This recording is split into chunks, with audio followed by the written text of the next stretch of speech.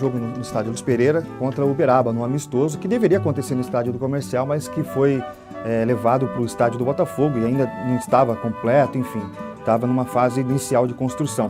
O estádio Luiz Pereira, que depois recebeu as arquibancadas em 38 e depois, mais adiante, em 57, por conta do acesso do Botafogo, ele recebeu uma verba, o Botafogo recebeu uma verba da prefeitura para ampliar e melhorar o seu estádio, uma vez que era uma exigência, para jogar a primeira divisão, a necessidade de ampliar essas arquibancadas e dar melhorias ao estádio Luiz Pereira. Existiam duas arquibancadas gigantescas, tem uma que ainda está lá, me parece. A história continua encravada ali, com aquela arquibancada que relembra grandes jogos, grandes momentos. E muitos jogadores, ex-jogadores do Botafogo, quando passam ali ou quando vão ao poliesportivo, citam, olha, naquela arquibancada ali, muitos torcedores viram gols meus, enfim. Aquela arquibancada que hoje margeia a piscina, ela ainda é um resquício histórico importante e foi muito bem preservada, foi uma ideia muito bacana e de se manterem aquela estrutura, e o Botafogo preserva essa história que é muito forte com o povo da Vila Tibério.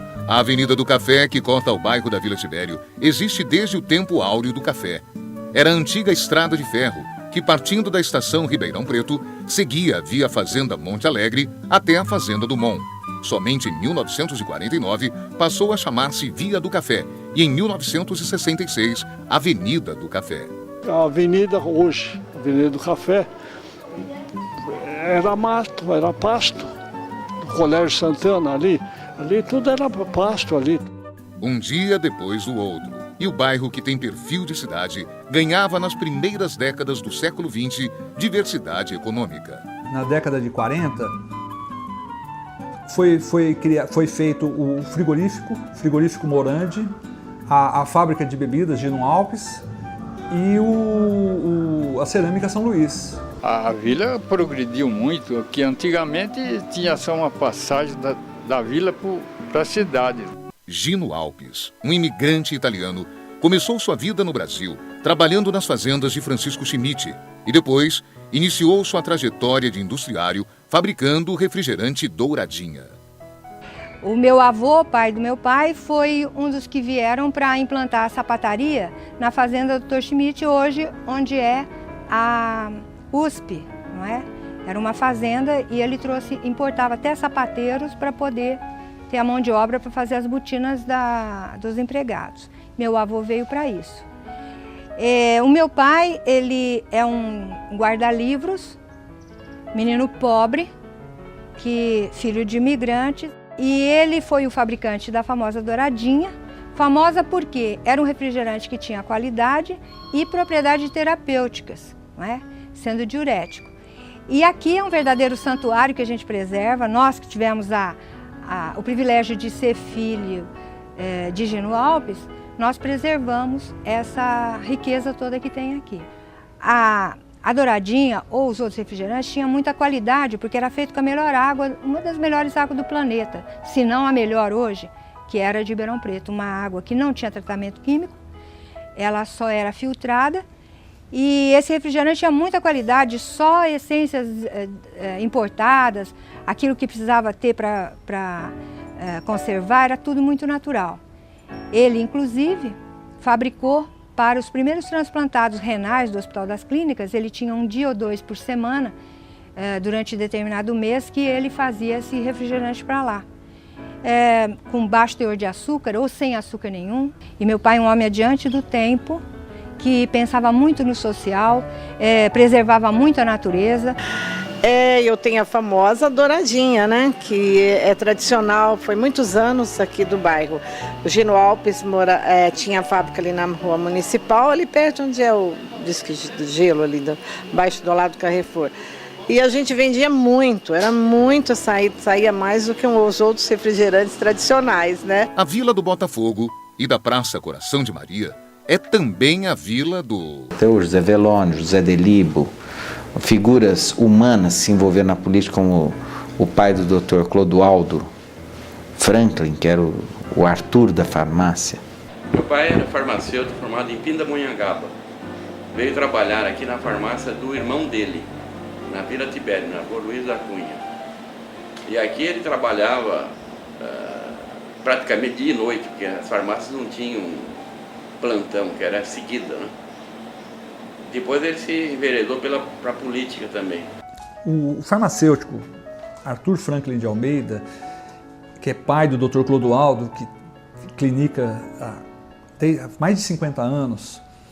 O seu Arthur, ele era farmacêutico, tinha uma farmácia ali na Luiz da Cunha com a Gonçalves Dias, e ele era uma pessoa assim muito competente, ele formulava, naquela época assim, era uma coisa difícil, né? Ele era muito rígido, muito honesto, né? E atendia muita gente podendo pagar ou não podendo pagar. Esse é que era o lema dele, né? Há histórias e histórias sobre ele, que era um homem humano, profundamente humano. Ele foi vereador várias vezes e trabalhou muito pela Vila Tibério. O posto de puericultura, que hoje é o CSE Vila Tibério, essa área ele organizou o pessoal para ser adquirida e compraram com vaquinha, com rifa, cada um doando uma parte. Ele conseguiu, junto com outros também, mas ele conseguiu a instalação aqui do segundo cartório. Aos comerciantes, né? Pesuto, Deolama, ao Hermínio, que está até hoje, né? As figuras, as beatas, né? As beatas da igreja, os religiosos, né? Dona Ana Pita, por exemplo, seu José Rezende, fundador do Centro Espírita Batuíra.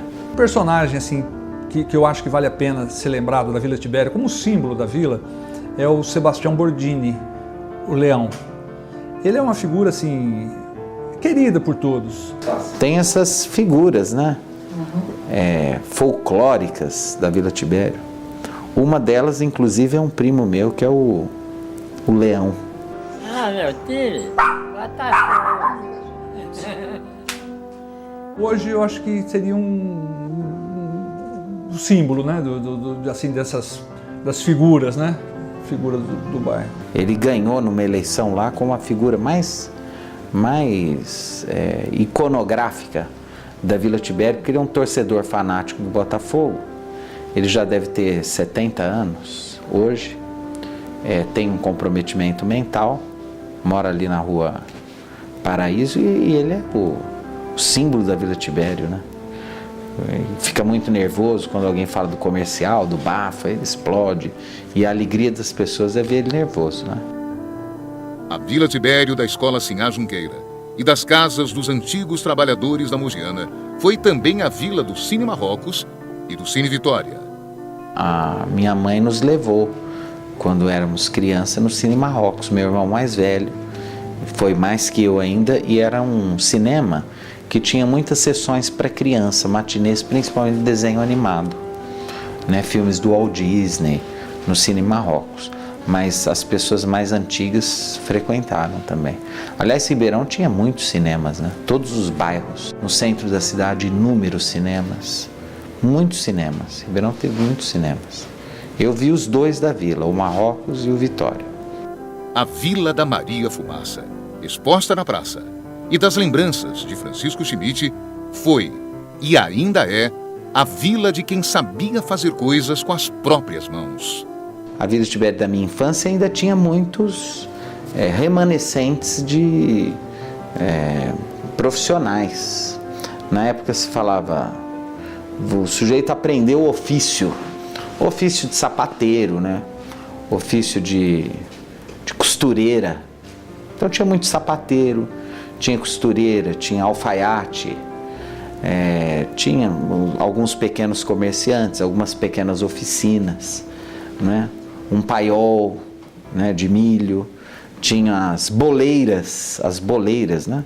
Não eram as confeitarias, as boleiras. Então são ofícios. Eu tive alfaiataria uns 10 ou 15 anos na Vila Tibério, mas eu praticamente vivia a Vila Tibério. Então comecei a trabalhar mais ou menos em 1940 na profissão de alfaiate, na Conselheiro Dantas. Depois eu vim mudei de patrão, mestre, né, na Doutor Loyola, na esquina da Padre Feijó. Ali vivi ali uns 7, 8 anos, fomos para o centro da cidade, alguns anos que lá, depois voltei para a Vila Tibério. A vila é interessante, porque ainda dentro do pessoal de ofício, ainda temos uns 3 alfaiates, talvez uns 3 ou 4, eu conheço 3. Sapateiros, tem uns 3. Tem muitos pessoal que marceneiros não que tem uma indústria, mas que faz individualmente, trabalha, faz sua peça. E assim tem alguns ofícios ainda que ainda permanecem com as pessoas mais antigas. Tem senhoras que fazem aquele trutru, aquele bordado, é um bordado perfurado. Sapateiro, eu trabalhei bastante tempo sapateiro, pelo amor de Deus. Mas o negócio é o seguinte, a gente começa a lembrar as coisas, dá até tristeza, né? Eu começo a lembrar no que eu fazia, dá muita saudade, né? Muita saudade, pelo amor de Deus. De tudo, me restou aquele cheiro indefinível que todas as escolas do mundo têm. Um cheiro de pão e manteiga misturado a lápis de cera e borracha e a madeira gasta das carteiras anciãs e impregnadas de infância. De tudo, me restou a sensação de infância esquecida, daqueles meninos de beca nos retratos ovais em branco e preto, fisionomias tristes que já morreram, semblantes vagos e distantes de um tempo vago e distante, de fluido e névoa.